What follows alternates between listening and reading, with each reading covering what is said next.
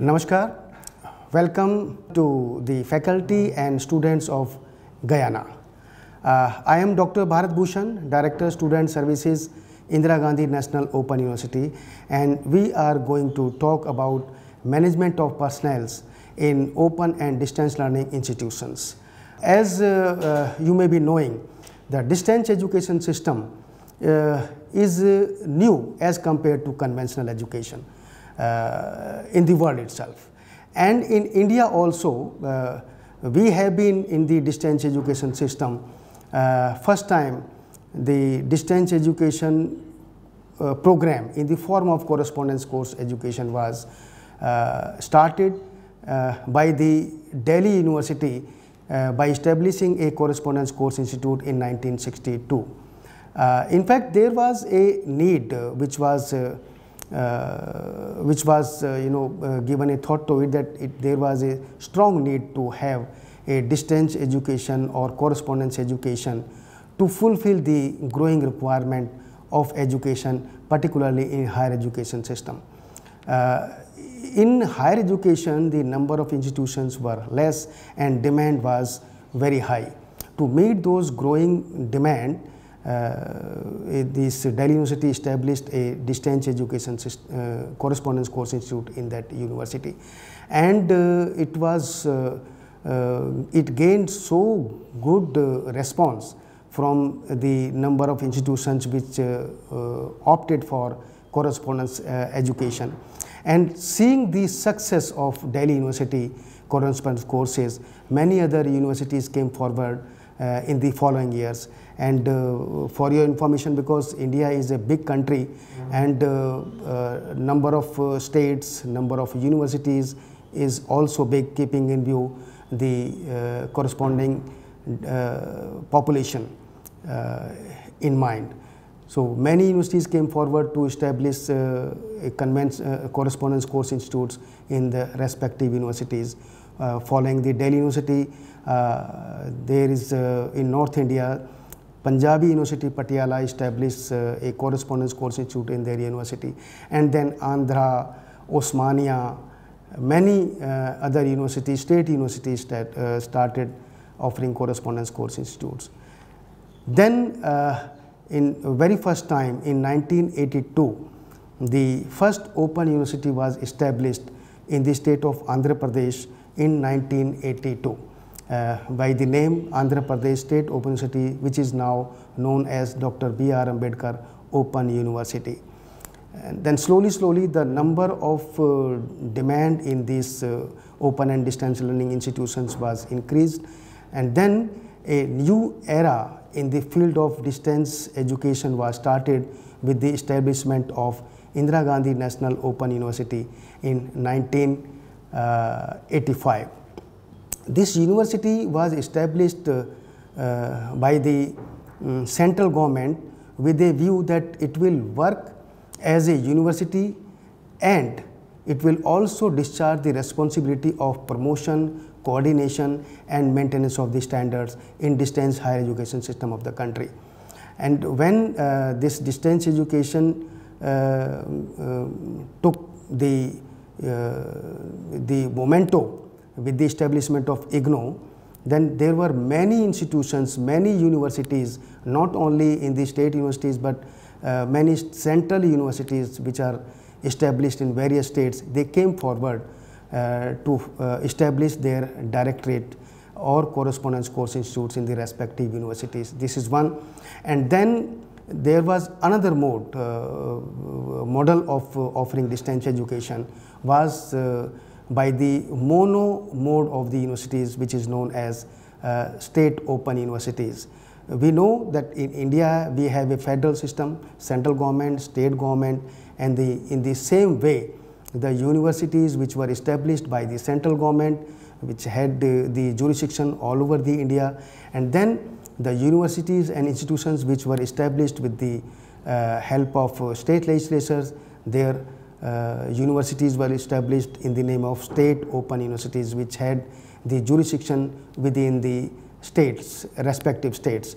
So as on date, the promotional role in the form of the help which was extended by the Indira Gandhi National Open University by the way of establishing Distance Education Council, which had the major role of promotion, coordination and maintenance of standards in distance higher education system. So in promotional role, IGNOU played a very important role in establishing and spreading, and also to familiarize the importance of distance education system in the country to the general public, the planners and administrators.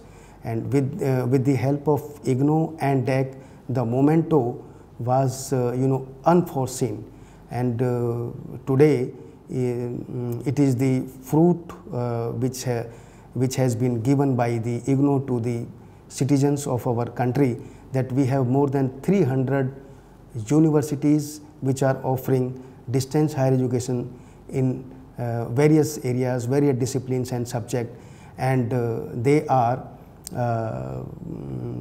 300 in number, and out of these 300 there are around 18-19 mono universities, like state open universities, which are established in various states of India. Then in addition to state open universities and conventional and dual mode institutions in conventional universities, we have standalone institutions also, which are private standalone institutions which are offering distance education in various areas. Seeing the spread all over the India, these institutions, the number of the enrollment, if we see, and number of the program, if we see, they are very encouraging. Today, not less than 45 lakh students are enrolled and getting education in the form of distance education. And in this area, IGNOU is playing very important role. IGNOU itself is offering, catering 3.3 million students all over India, with the establishment of 56 regional centers in almost every state of the country. In some big states, we have more than two or three regional centers, and more than 3,000 study centers are helping to make the reach possible to every nook and corners of our country. And IGNOU is offering more than 300 programs from the level of certificate, diploma, advanced diploma, PG diploma, undergraduate, postgraduate and research degree program in various disciplines, from humanities, social sciences, sciences, management, education and other allied disciplines.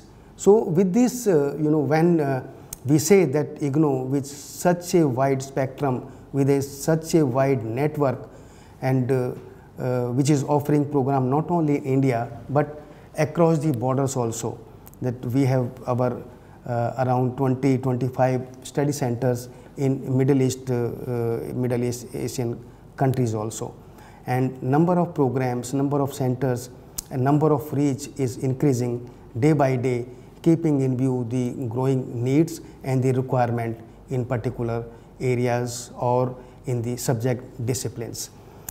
With this spread of IGNOU in the form of providing distance education to make our reach up to every nook and corners, the management of system becomes very unique. When we see from the point of view of management of personnel in ODL institutions, because to cater 3.3 million students, managing them, it needs a huge number of human resources which are trained to run such a big institutions. On the very same topic we are going to talk today, and I am going to share at least around 10 slides which I have prepared for your reference, for your use, which I am going to share with you. This about the management of personnel in ODL institutions, which may be useful for our future understanding about the system and our discussions. This is first slide of my presentation, that In distance education or open and distance learning institutions, we have three major areas which are operational and we can say that three pillars of distance education or ODL institutions depends on which. Number one is academic culture, number second is bureaucratic culture in the institutions, and then industrial culture.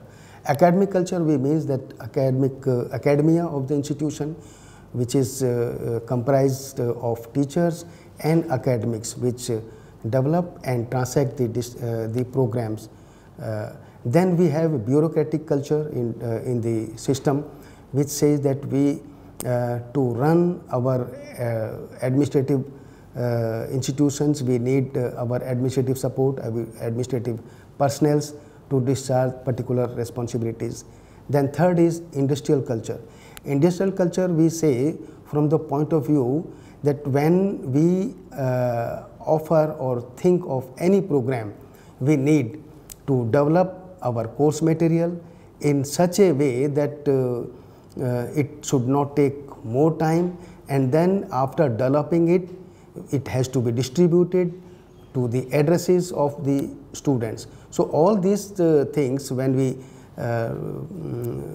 make these things in practice, it gave a a feeling that system has also a industrial culture, because everything is time bound. Once the academic activities, academic nature of activity is completed, then this bureaucratic culture, environment came into picture, and they decide that how the study material will be distributed and how it will be printed, how it will be reached to the learners.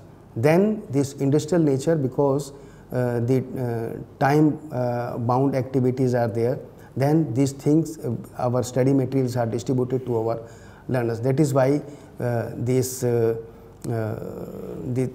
three pillars are very important for any ODL institutions.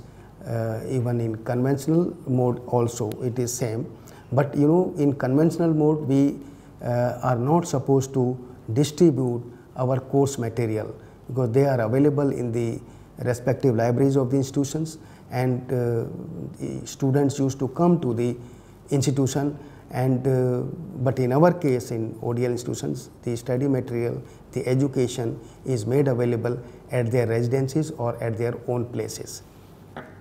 Then when we say that these personnels are how important and what are those activities which they perform, I have developed a slide in which you see that there is a type of personnel and what task they are supposed to do in their respective areas. Like in type of personnel, we have the very important pillar to run the distance education is teachers, which is also known as faculty, and it is appointed or recruited based on the disciplines, that how many disciplines the programs are being on offer, they are appointed. And then we have institutional designers, like we administrators, authorities, that in what way institution will be running. Then we have the media experts. For distance education has this media plays a very important role in transacting the distance education. So media experts also required to transact distance education system. Then we have academic staff. In addition to teachers, institutional designers, and then media experts, the another category of staff is academic nature. Those who are involved to discharge the distance education at the level of regional centers and at study centers. The specific areas or responsibilities which the teachers are assigned in ODL system, the teachers they have a very specific role, like other institutional designers and media experts. Like the teachers, they design curriculum, and the development of course material is the main responsibility of the faculty and teachers in their respective areas and disciplines. Then institutional designers are they are the personnel who specify the institutional system, the assessment and evaluation strategies of the institutions. Likewise, the media experts, they decide the media mix and the strategies for integration of the course material with the media. You know, in distance education, because students and teachers are not in face-to-face mode, and when the education or the teaching learning process is taking place, at that time in conventional mode, so sometimes we give some illustrations, some examples we can give, but in distance education, with the help of these media experts, they decide after going to the text that what type of media, video, audio, illustrations can be used, statistics can be used, and in the form of graphs, diagrams, so that learners can grasp the system easily. Likewise, then academic staff, we have another category. They provide support services to the students at the study centers, regional centers, and in some areas at the headquarters also for all academic programs. They also help in planning the academic programs and its management, and you know, when students get the admission in their respective areas, the academics at regional centers and study centers, they also give a orientation to our learners with in the form of face-to-face mode, or nowadays it is also done in very effective way with the help of modern information and communication technologies online. This is another slide which will describe about that what are those activities which professional staff are supposed to do. You know, in distance education, we know it is a very unique and little bit different as far as teaching learning strategy is concerned from the conventional mode. In this way, the professional staffs perform their duties of editing, graphic designers, media producers, cameramen, computer professionals, engineers and technicians. These copy editors, they are supposed to do production of learning packages. Then graphic designers, they have the responsibility of preparation of charts, illustrations and graphics. Cameramen are supposed to perform the production of audios, videos, tapes, guiding, audio, video and teleconferences, which I said in my previous slide that teaching learning is taking place very effectively with the help of these activities, the slide which I am sharing now. It adds the effectiveness in the teaching and learning process if they are done in the right way. Then computer professionals we need to maintenance of the computers and conferences and support divisions. Engineers are required to maintain those equipment which are required to be at the studios. Like now I am sitting in a studio and I am talking to you. These videos, audios, all support is very necessary for effective teaching learning. Then we have another slide, it is on academics. Distance education mainly dependent on the quality course materials, and in this we say that instructional system design, which includes that when we thought about the developing the instructional material, there are certain theories that how we can go ahead, what type of study material and how it should be developed. So there are distance education theories. In distance education theories, if we see in the past that the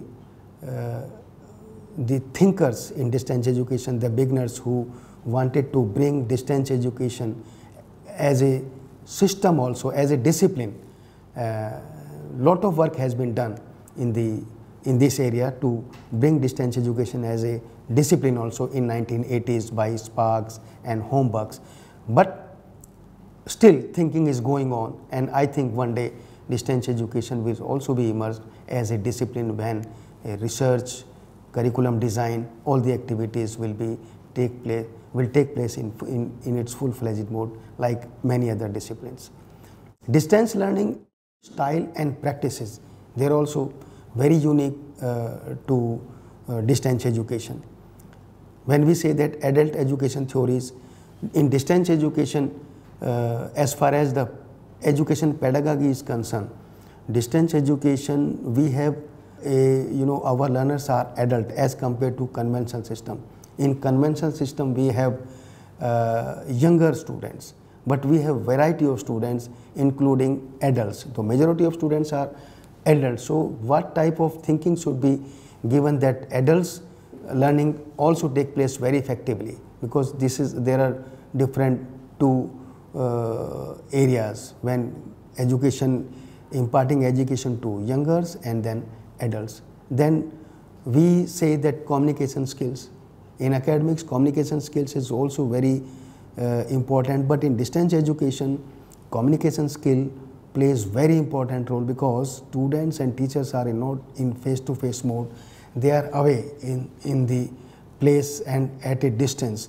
So the communication or language which is used in the course material, the learning material which we are providing to our learner, it should be simple and very easy to understand. Then presentation techniques. Presentation techniques means how the text is presented, so it can easily be grasped by the learners.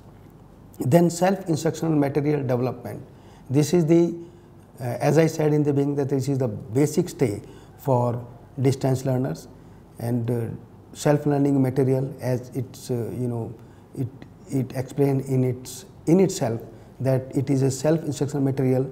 It is developed in such a way that the learner, when he going through the text, he should feel that there is a inbuilt teacher in the text, and that is why it become a self-instructional. Wherever some question, some doubt, some examples are required, they are given at regular intervals.